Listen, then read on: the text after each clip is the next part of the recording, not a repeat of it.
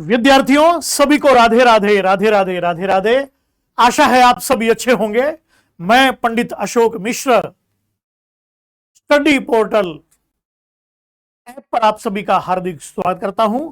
तो विद्यार्थियों, आज हम लेकर के आए हैं आपके लिए पीजीटी हिंदी, टीजीटी हिंदी का ऐसा बैच जिसको यदि आप अटेंड करते हैं तो निस्संदेह है आपका पीजीटी टीजीटी हिंदी पक्का क्लियर होगा। इसमें आपको मैं ऐसी हिंदी कराऊंगा जिस हिंदी में ग्रामर भी होगी, काव्य शास्त्र भी होगा, लिटरेचर भी होगा और आपका HTET, NVS, KVS, TGT Hindi, PGT Hindi, TET, ये सभी परीक्षाएं आप उत्तीर्ण कर पाएंगे। तो स्टडी पोर्टल ऐप पर आप सभी का हार्दिक स्वागत है और मैं आपके पास आया हूं और आज हम शुरू करेंगे। यह बैच शुरू हो रहा है, आप जल्दी से जल्दी जुड़िएगा स्टडी पोर्टल ऐप से और सफलता निस्संदेह आपको प्राप्त होगी। तो देखिए इसमें किस तरह की हिंदी पूछी जाती है, तो उसका एक बार मैं आपको बताता हूं मेन सूत्र। इसमें हम कैसे पढ़ेंगे हिंदी।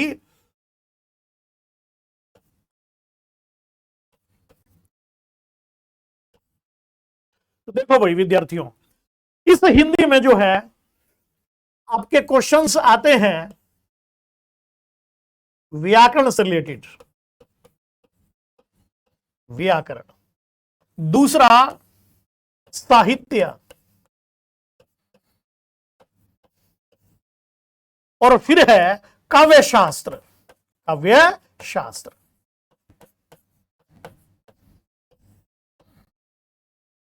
व्याकरण, साहित्य और काव्य शास्त्र, इनसे रिलेटेड क्वेश्चंस परीक्षा में पूछे जाएंगे। तो ये आपको ध्यान रखना है। व्याकरण, साहित्य और काव्य शास्त्र। अब देखो व्याकरण में क्वेश्चन किस तरह से पूछे जाएंगे। मान लीजिए आपसे पूछा गया, जैसे सबसे पहले क्वेश्चन है वर्तनी का। वर्तनी ग्रामर का टॉपिक है, हिंदी वर्तनी। वर्तनी में क्वेश्चंस आएंगे, ये आपके सामने है वर्तनी। इनमें से कौन सा शब्द शुद्ध है बताइए। ए, बी, सी और डी। शब्द है दवाइयां,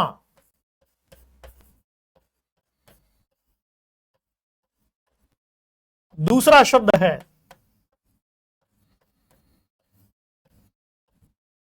तीसरा शब्द है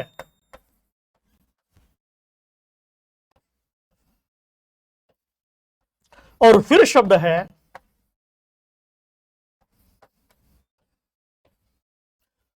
इनमें से कौन सा शब्द शुद्ध होगा। क्या बता सकते हैं आप इनमें से कौन सा शब्द शुद्ध होगा। तो विद्यार्थियों ध्यान दीजिएगा। देखो सबसे पहले जब भी हम हिंदी में वर्तनी करते हैं, टॉपिक कौन सा है ये हिंदी का, वर्तनी का। तो वर्तनी का एक पहला ही नियम है क्या, कि हिंदी वर्तनी में जैसा बोला जाता है वैसा शब्द लिखा जाता है, जैसा लिखते हैं वैसा ही पढ़ा जाता है। ये हिंदी की अपनी खास बात होती है। आप इनको बोल के देखिए। देखो ये बड़ाई है और ये छोटाई है। अब बड़ाई है तो बड़ी साउंड आएगी, इसे हम बोलेंगे दवाइयां और इसे बोलेंगे दवाइयां। तो बोलने में भी जो है ना ये शुद्ध लग रहा है, तो सी हमारा आंसर होगा। हमारा राइट आंसर क्या होगा, सी, दवाइयां। तो ये वाला शुद्ध है। अब इस दवाइयां के शुद्ध होने का कारण क्या है वो देखिएगा। ठीक है, क्या कारण है देखो। ये शब्द है दवाई, दवाई, दवाई शब्द है। ये एक वचन शब्द है और जब भी हम एक वचन से बहुवचन बनाते हैं तो ही छोटा हो जाता है। तो दवाई, दवाइयां, दवाइयां, इस तरह से याद रहेगा ना। इसे बोलेंगे दवाई, ये हो जाएगा बहुवचन में दवाइयां। और दूसरा, अब मैं आपको एक ऐसी ट्रिक बताऊंगा जो आपको कहीं नहीं मिलेगी, ध्यान से सुनिएगा। ये ई है, और ये या है। किसी भी शब्द में अगर ई के बाद या आया, किसी भी शब्द में अगर ई के बाद या आता है तो ई हमेशा छोटा होता है और या पर हमेशा चंद्र बिंदु हो जाता है। जैसे दवाइयां, जैसे मिठाइयां, जैसे कठिनाइयां, जैसे शहनाइयां, जैसे लुगाइयां, कोई भी शब्द आपको लिखना हो तो इस तरह से लिखा जाएगा। ठीक है, तो ये मैंने आपको एक नियम बताया। दवाइयां तो इंपॉर्टेंट बिंदु है ये दवाइयां शब्द। आगे देखिएगा, तो दवाई शब्द दवाइयां शब्द बना है। अगर आपको लिखना हो शहनाइयां तो इस तरह से लिखेंगे, शहनाइयां, ई छोटा। अगर आपको लिखना हो कठिनाइयां, कठिनाइयां तो इस तरह से लिखा जाएगा,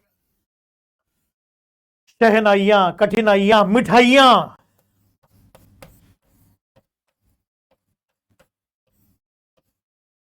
है ना।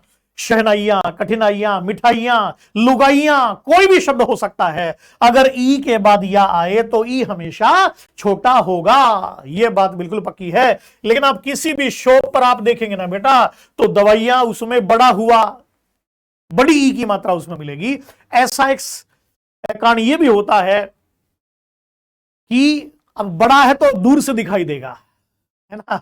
और दूसरा यह है कि उनको दवाइयां बेचनी है और आपको टेस्ट क्वालिफाई करना है। तो ये दैट इज मेरा पॉइंट, याद रखिएगा इसको। ऐसे ही देखो शब्द है अतिशयोक्ति, अतिशयोक्ति,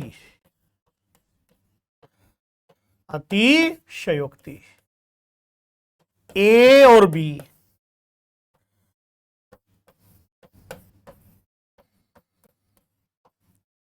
अतिशयोक्ति, इनमें से बताओ कौन सा शुद्ध है? ए शुद्ध है कि बी शुद्ध है? यह टॉपिक हो रहा है ग्रामर का वर्तनी, इसमें क्वेश्चन इस तरह से पूछे जाते हैं। अगर आप ध्यान से सुनेंगे ना, ऐसी हिंदी आपको कराऊंगा, नंबर नहीं कटने देंगे आपका। आपका सिलेक्शन यहीं से होगा, स्टडी पोर्टल से ही आपका सिलेक्शन होगा। ज्यादा से ज्यादा आप इससे जुड़िएगा। PGT Hindi, TGT Hindi, KVS, NVS, D triple S भी ऐसी हिंदी पढ़ेंगे, पक्का आपका क्लियर होगा। रट जाएगी आपको हिंदी ग्रामर, ऐसी हिंदी कराऊंगा।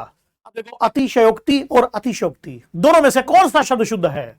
आप सब ने पढ़ा होगा ये, लेकिन नहीं, ये गलत है, ये शुद्ध है, अतिशयोक्ति। अब ये क्यों शुद्ध है ये देखिएगा एक बार। देखो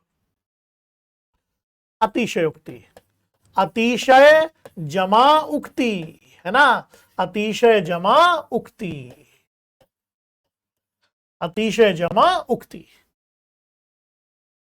अब देखो इसमें क्या है, आ जमा उ मिल करके ओ हो जाएगा, अतिशयोक्ति हो जाएगा, इसमें गुण संधि हो जाएगी। अतिशय का मतलब होता है बढ़ा चढ़ाकर, और उक्ति का मतलब होता है कहना। ये एक अलंकार भी होता है हिंदी में, है, हिंदी में एक अलंकार भी होता है। कौन सा? जब किसी वस्तु का, किसी व्यक्ति का वर्णन इतना बढ़ा चढ़ाकर कर दिया जाए कि लोक सीमा का उल्लंघन हो जाए और कवि की कही गई पंक्ति मिथ्या लगने लगे, तो उसे कहते हैं अतिशयोक्ति अलंकार। याद रहेगा।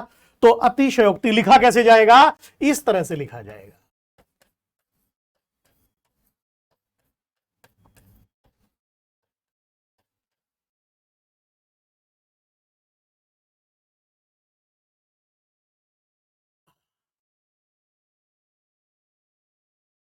इस तरह से लिखा जाएगा। अतिशय जमा उक्ति मिलेगा तो शब्द बनेगा अतिशयोक्ति। लिखा ऐसे जाएगा, गुण इसमें संधि है। संधि कौन सी है? गुण संधि है, गुण संधि है, गुण संधि।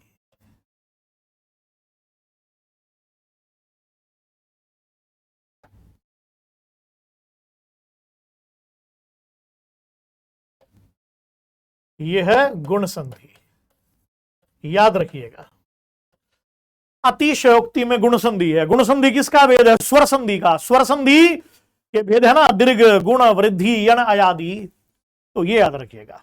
अतिशय का मतलब होता है बढ़ा चढ़ाकर, उक्ति माने कहना, बढ़ा चढ़ा के कहना। जैसे हनुमान की पूंछ में लग न पाई आग, लंका सारी जल गई, गए निशाचर भाग। इसमें अतिशयोक्ति अलंकार हो जाएगा। कौन सा होगा? अतिशयोक्ति अलंकार। यह अतिशयोक्ति अलंकार है, बढ़ा चढ़ा के बात कहना। ठीक है, अतिशयोक्ति अलंकार। जैसे आगे नदियां पड़ी अपार, चेतक कैसे होगा पार, राणा ने सोचा इस पार, तब तक चेतक था उस पार। अतिशयोक्ति अलंकार है। महाराणा प्रताप जी 1576 हल्दी घाटी की लड़ाई, चेतक पर बैठे हैं, आगे नदी आई, सोच में पड़ गए कि घोड़ा कैसे पार होगा। आगे पड़ी नदियां पार, राणा ने सोचा इस पार है। आगे नदियां पड़ी अपार, घोड़ा कैसे होगा पार, राणा ने सोचा इस पार, तब तक चेतक था उस पार। राणा प्रताप घोड़े पर बैठे सोच ही रहे थे कि घोड़ा कैसे पार होगा, इतने में घोड़ा पार हो गया। इसका मतलब अतिशयोक्ति अलंकार है, बढ़ा चढ़ा के कवि ने बात करी है। सब धरती कागज करूं, लेखनी करूं बनराई, सात समुद्र की मसी करूं, गुरु गुण लिखियो न चाहिए। अतिशयोक्ति अलंकार है ना। जैसे मैं कहूं कि समंदर पीर का अंदर है, लेकिन रो नहीं सकता, ये आंसू प्यार का मोती है, इसको खो नहीं सकता।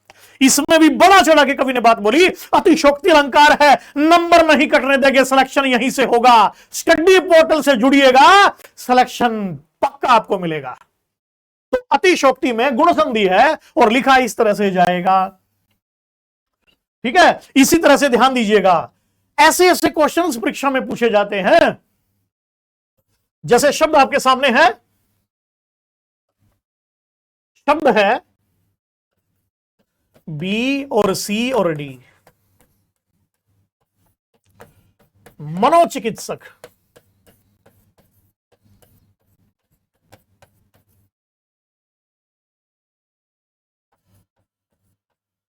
मनश्चिकित्सक,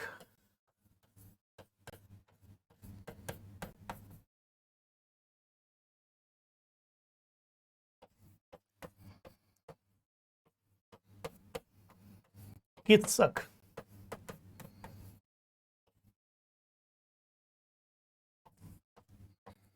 मनोचिकित्सक।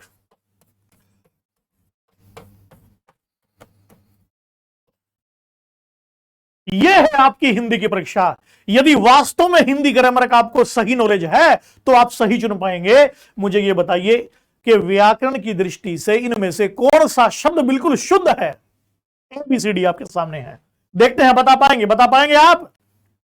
तो विद्यार्थियों ध्यान दीजिएगा, आपको लग रहा होगा कि ए ठीक है, पर ए बिल्कुल गलत है। ए गलत, सी भी गलत और डी भी गलत। इसमें जो राइट आंसर है वो बी है। राइट आंसर कौन सा है? राइट आंसर है बी। ये आपका सही आंसर है, बी आंसर। मनश्चिकित्सक, क्यों? मन है जमा चिकित्सक। याद रखिएगा, देखो, मन है जमा चिकित्सक।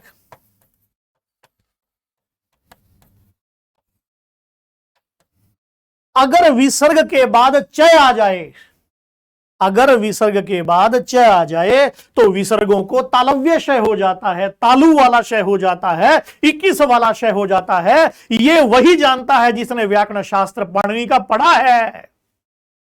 तो मन है जमा चिकित्सक, मनोचिकित्सक कभी नहीं बनता।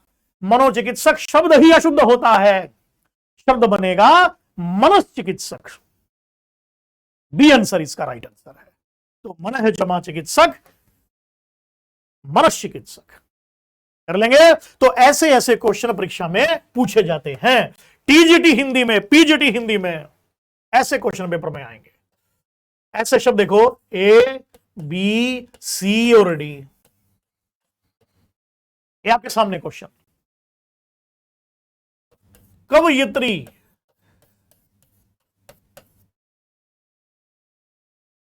गृहिणी,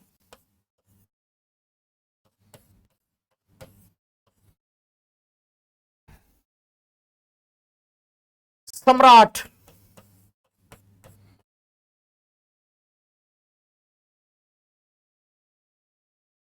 आशीर्वाद,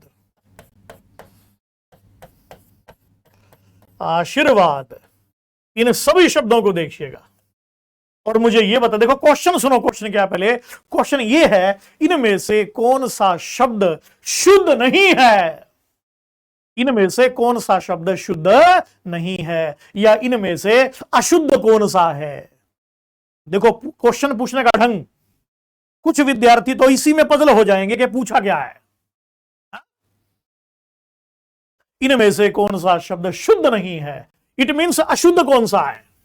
तो देखो कवयित्री ऐसे ही लिखा जाता है जैसे लिखा है, गृहिणी ऐसा ही होता है, सम्राट में ट पे हलंत आता है, पर आशीर्वाद आपका आंसर हो जाएगा। क्यों? क्योंकि आशीर्वाद गलत लिखा हुआ है। आशीर्वाद कैसे शुद्ध लिखेंगे, आ शी और ये वाद, इस तरह से ऊपर वाला रे आ के डंडे पर लगेगा, आशीर्वाद, इस तरह से। ठीक है, देखो रे ऐसे भी होता है, रे ऐसे भी होता है, रे ऐसे भी होता है, रे ऐसे भी होता है। हिंदी में 5 तरीके से रे लिखा जाता है। जैसे मैंने लिखा राम, मैंने लिखा राष्ट्र, मैंने लिखा सूर्य, मैंने लिखा प्रश्न, फिर मैंने लिखा हरस्व। इनमें क्या अंतर है, यह बहुत समझने की बात है बेटा। देखो ये जो आप रे देख रहे हैं ना, ये ऊपर वाला रे, ऊपर वाला रे हमेशा आधा होता है और बाकी जितने भी रे हैं वो हमेशा पूरे होते हैं। ये तो है ही पूरा, और जो रे नीचे लग गया वो हमेशा पूरा है। केवल रे ही नहीं, कोई भी अक्षर यदि वो पैर में लग गया तो वो पूरा है। जो पैर में लगा वो पूरा है, जिसके पैर में लगा वो आधा है। तो देखो है के पैर में रह तो रह है पूरा, रह ने है को सिर पे उठा लिया तो स्ट्रोंग कौन होगा, रह स्ट्रोंग है, रह ने सिर पे उठाया और है को उठाया तो ह जो है ना, ह ये हो जाएगा आधा और र हो जाएगा पूरा। इसलिए इसे बोलते हैं ह्रस्व। है कि थोड़ी साउंड आएगी इसमें, है ना। इसे बोलेंगे, अब देखो पै आधा, अरे पूरा। प्रश्न, ये झुका हुआ है, देखो है के पैर मेरे झुका, पै के पैर मेरे झुका, और झुकते वही हैं जिनमें जान होती है, अकड़ना तो मुर्दे की पहचान होती है। ये अकड़ा हुआ है रे, तो ऊपर वाला रे आधा, बाकी सारे पूरे। लेकिन इनमें अंतर क्या है, ध्यान दो, इस खड़े वाले रे का प्रयोग केवल और केवल है के साथ ही होता है ना। और इस रे का प्रयोग जो कै के पैर में लगा है, जो उल्टा भी है, इस रे का प्रयोग केवल टवर्ग के साथ होता है। जैसे आपको लिखना हो ट्रैक्टर, ट्रैक्टर, है ना। आपको लिखना हो ड्रम, ड्रम। आपको लिखना हो ड्रामा या ड्रीम गर्ल, ड्रीम, तो डे के पैर में रहे। और ये जो रहे ऊपर वाला रहे है, इसकी खास बात क्या है, पहली तो ये आधा होता है, और ये जिससे पहले बोला जाता है ना उसके ऊपर लग जाता है। जैसे सूर्य है तो यह से पहले बोला गया तो यह के ऊपर लग गया। अब मान लीजिए हमको लिखना है आशीर्वाद, आशीर्वाद, तो आशीर साउंड यहां पर आई, तो वैसे पहले बोला जा रहा है तो वह के ऊपर लगेगा, पर साथ में आ है तो आ की मात्रा पे लग जाएगा, आशीर्वाद, है ना। ऐसे ही शब्द है अंतरजातीय,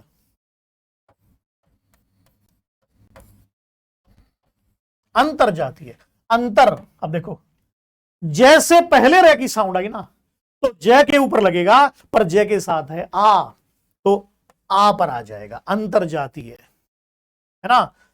ऐसे ही अंतर्मन, मैं के ऊपर आ जाएगा।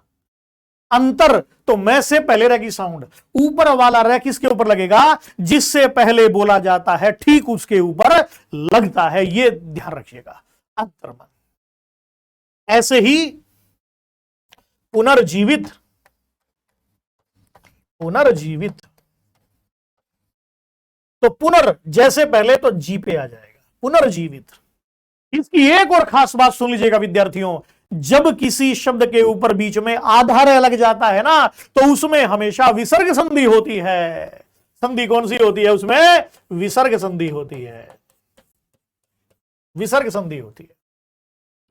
जैसे आशीर्वाद में विसर्ग संधि है, आशी ही जमावाद।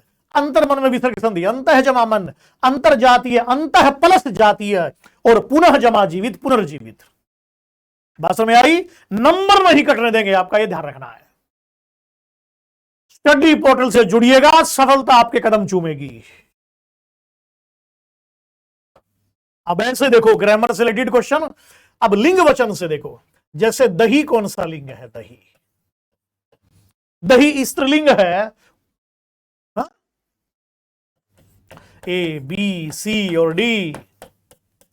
पुलिंग है, स्त्रीलिंग है, नपुंसक लिंग है, उभयलिंग है। तो इसका राइट आंसर क्या है? बोले जो दही है ना वो पुलिंग शब्द है। दही कैसा शब्द है? पुलिंग शब्द है, पुलिंग शब्द।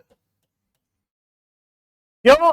क्योंकि पाणिनि का नियम है दूध, दही, घी, मूत्र, गोबर ये सभी पंचगव्य पुलिंग होते हैं। तो दही खाया ये शुद्ध है, दही खाई ये अशुद्ध है। इसलिए यूपी साइड के विद्यार्थी, बिहार साइड के विद्यार्थी क्या बोलते हैं? मैंने अभी अभी दही खाया है, मैंने अभी दही लिया है, आगे भी लूंगा। और हरियाणा के क्या बोलते हैं?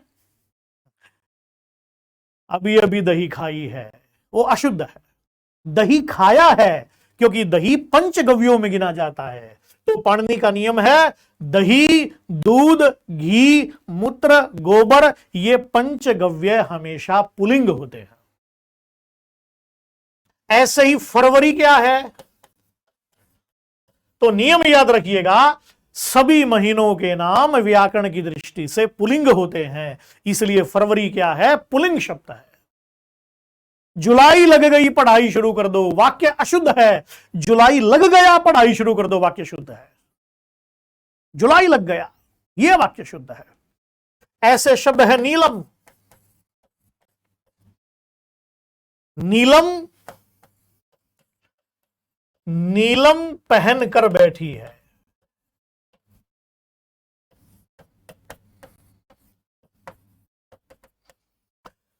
नीलम, नीलम पहनकर बैठी है। इसमें आपसे पूछा जाए नीलम शब्द व्याकरण की दृष्टि से क्या है? स्त्रीलिंग है या पुल्लिंग है? तो विद्यार्थियों ध्यान दीजिएगा, इसमें 2 बार नीलम शब्द आया। पहला है नीलम, नीलम नीलम पहनकर बैठी है।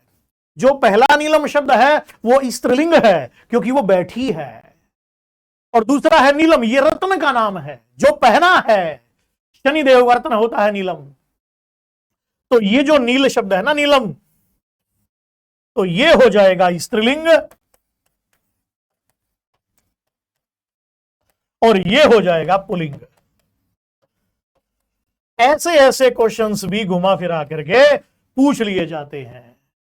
DSSSB में कई बार क्वेश्चन आया है। तो नीलम नीलम पहनकर बैठी है, तो जो बैठी है वो स्त्रीलिंग है और जो पहना है वो रत्न है, इसलिए वो पुल्लिंग हो जाएगा। सभी रत्नों के नाम पुल्लिंग होते हैं। तो ऐसे ऐसे क्वेश्चन परीक्षा में आएंगे आपके। अब देखो, चारू चंद्र की चंचल किरणें,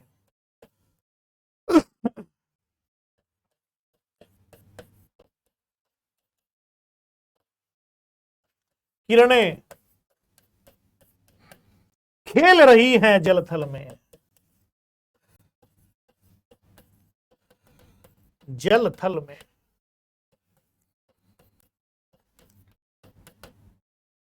अलंकार बताइए कौन सा है अलंकार?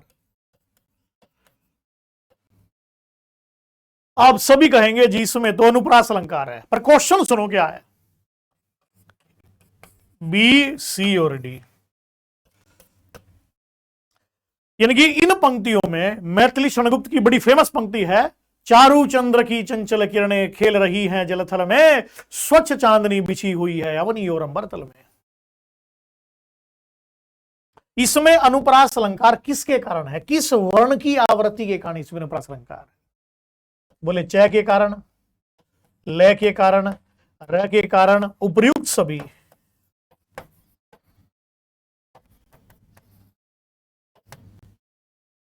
बताइएगा।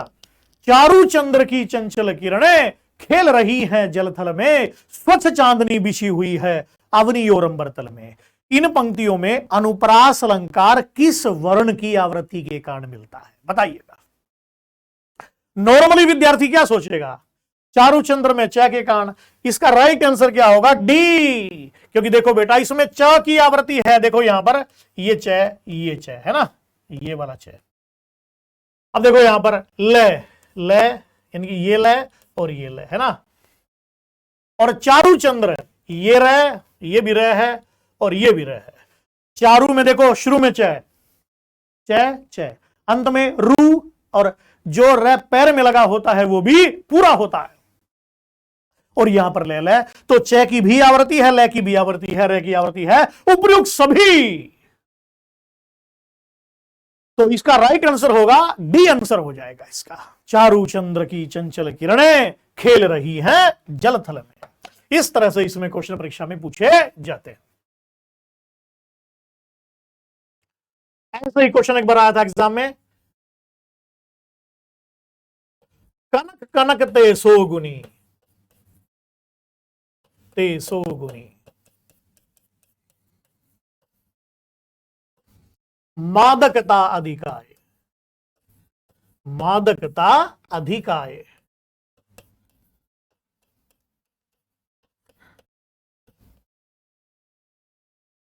इसमें कौन सा अलंकार है? बी, सी और डी। अनुप्रास, श्लेष, यमक, अतिशयोक्ति।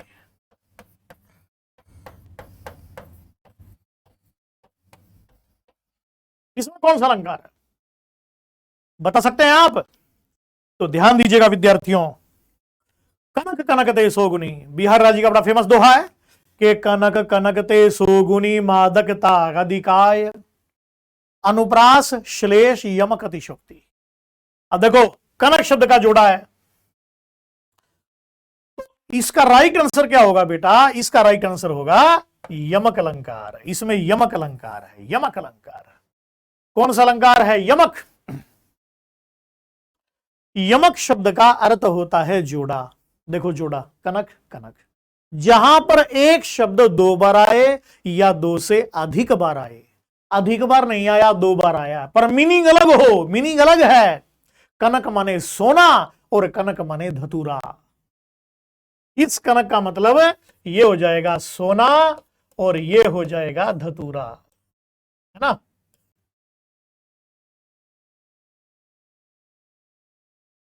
धतूरा। तो सोने में धतूरे से 100 गुना ज्यादा नशा होता है। धतूरे को तो खाकर के व्यक्ति पागल होता है, पर सोने को तो पाकर ही पागल हो जाता है। इसमें यमक अलंकार हो गया। जैसे मैं कहूं निशा, निशा में जागती है, यमक अलंकार। सजना है मुझे सजना के लिए, यमक अलंकार। सजना माने पति, सजना माने सवरना, तो इसमें यमक अलंकार हो जाएगा। जैसे मैं कहूं नजर बाग में नजर से हमने नजर चुराते नजर को देखा, नजर बाग में नजर से हमने नजर चुराते नजर को देखा, नजर पड़ी जब नजर के ऊपर नजर से घायल नजर को देखा। इसमें देखो कितनी बार नजर नजर शब्द आया, पर उसका मीनिंग क्या है? अलग हो जाएगा। तो यमक अलंकार कौन सा हो जाएगा? यमक अलंकार। जब आंख लगती है तब आंख कहां लगती है? अब आंख लगना माने प्यार होना, आंख लगना माने नींद आना। तो कवि क्या बोला? बोले जब आंख लगती है तब आंख कहां लगती है? क्योंकि आंख तो वही लगती है जहां आंख लगती है। तो मीनिंग अलग हो गया, यमक अलंकार हो गया।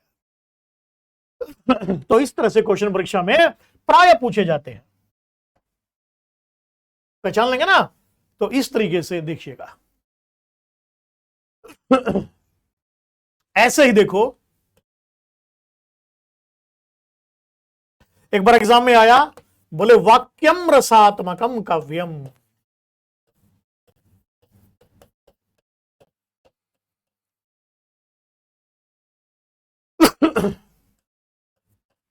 वाक्यम रसात्मकम काव्यम, ये पंक्तियां किसकी हैं? बी, सी और डी।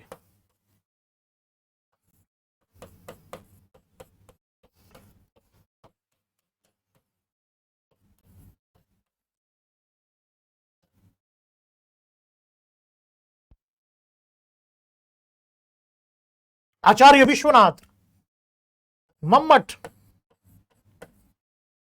कुंतक, क्षेमेंद्र। यह पंक्ति बहुत बार परीक्षा में पूछी गई है, कई बार पेपर में आई है। वाक्यम रसात्मकम काव्यम, इसका मतलब क्या है? बोले रस है आत्मा जिसकी, ऐसे वाक्य को काव्य कहते हैं। तो यह पंक्ति किसने बोली? यह साहित्य दर्पण एक पुस्तक है, बड़ी प्रसिद्ध पुस्तक काव्य शास्त्र की, जिसके लेखक हैं आचार्य विश्वनाथ जी। तो आचार्य विश्वनाथ जी ने साहित्य दर्पण में बोला है, क्या बोला है? साहित्य दर्पण।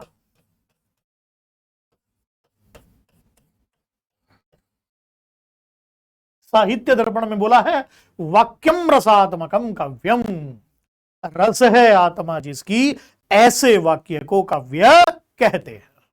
पहचान लेंगे? तो इस तरह से क्वेश्चन परीक्षा में आपके पूछे जाते हैं।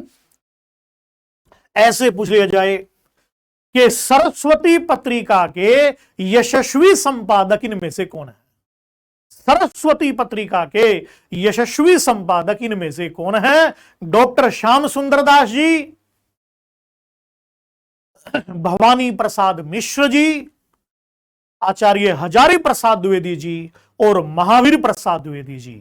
तो सरस्वती पत्रिका के यशस्वी संपादक कौन है? आचार्य महावीर प्रसाद द्विवेदी जी। तो ऐसे ऐसे क्वेश्चन परीक्षा में पूछे जाते हैं। टीजीटी हिंदी में, पीजीटी हिंदी में ऐसा सिलेबस आपको कराया जाएगा, बाहर से आपको कुछ नहीं मिलेगा। सिलेक्शन आपका यहीं से होगा, स्टडी पोर्टल से। तो जल्द ही हम शुरू कर रहे हैं ये बैच, और आप ज्यादा से ज्यादा स्टडी पोर्टल से जुड़िएगा। TGT Hindi, PGT Hindi, NVS, KVS, DSSB, state, यदि आपने ये हिंदी अटेंड कर ली तो हिंदी की कोई भी परीक्षा हो, जिस भी परीक्षा में हिंदी आती है, एक भी प्रश्न आप छोड़ेंगे नहीं। ये इस सिलेबस की खास बात होगी। तो पंक्तियां भी परीक्षा में बार बार पूछी जाती रही है। जैसे पंक्ति बड़ी फेमस है कि मानवता की खुली आंख के सबसे सुंदर सपने राम, मानवता की खुली आंख के सबसे सुंदर सपने राम, जीव्या बाणी अर्थवती हो गई लगी जब जपने राम। इस पंक्ति में किस रस का प्रयोग हुआ है बता सकते हैं? तो ये भक्त का भगवान के प्रति भाव है, तो भक्ति रस हो जाएगा। डॉक्टर कुमार विश्वास की बड़ी प्रसिद्ध कविता है अपने अपने राम। तो याद रहेगा। इन्हीं शब्दों के साथ मैं वाणी को विराम देता हूं। आप जुड़िए स्टडी पोर्टल से, सिलेक्शन आपका यहीं से होगा। नंबर नहीं कटने देंगे। TGT Hindi, PGT Hindi, KVS, NVS, STET, DSSB, जल्दी से जल्द जुड़िएगा और सिलेक्शन लीजिएगा। राधे राधे राधे राधे राधे राधे।